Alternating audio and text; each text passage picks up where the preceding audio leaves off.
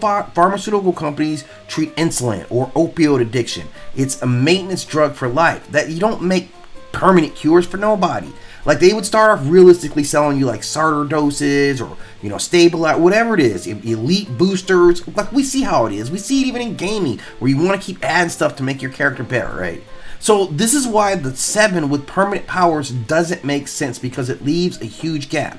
Like, think about this. Like, every baller isn't in the NBA. You can go play overseas. You can join different leagues. You can get rich without ever touching the spotlight. So if you have permanent powers and 1,000 corporations or governments or billionaires are out there willing to sign you money, why would I change myself to Vought circuits? It doesn't make any sense. Like, the 7 isn't glory, right? Like, yeah, you get the top level of glory, but it's actually hell. It's a PR nightmare. I'm sure people talk about it. You're micromanaged, you're branded, you get humiliated all the time. You're forced to play nice with psychopaths and sell toys to kids. The contracts are slavery with kids. Like, what does Black Noir get out of being in the 7? I'm just being real about it. You don't talk to people, so what are they giving you that makes whatever you got to do worthwhile for them? Like, you're not in any movies at all. So if the powers are permanent, no one in their right mind would stay inside this Vought cage. Homelander doesn't need Vought. They're like, oh, my contract's almost done. Why would you're a psychopathic murderer. Why are you honoring a contract? You went back and killed all the people that tested on you while you got your powers. This is the same company.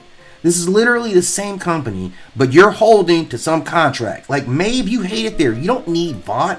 A-Train can be making more money from Nike than Vought. I mean, like, all kinds of deals. So the only way that the 7 actually makes sense is if Vought controls the supply.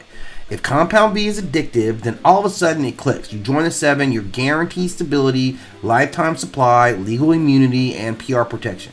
You quit and you risk losing your powers, mutating, or getting legally crushed. Now, people would really kill to get into that. Not for fame, but survival. Look, if I have a phone and superpowers, trust me, my Instagram account will pop. My TikTok account will be popping if I got powers. That's just what it is.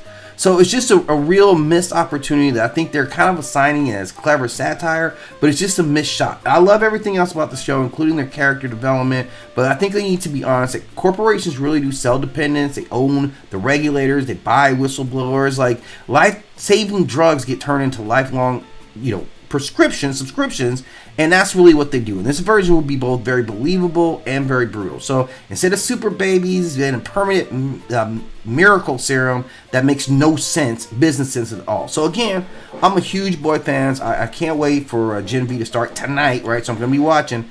But let's stop pretending that weak storytelling is like genius satire. And it's the foundation that no one will believe these natural-born superheroes instead of this drug that you created. And the soups will crawl into Vought's hell voluntary. So this is one of the biggest plot holes in an otherwise very sharp story. This is a real horror story that, I think could be sharp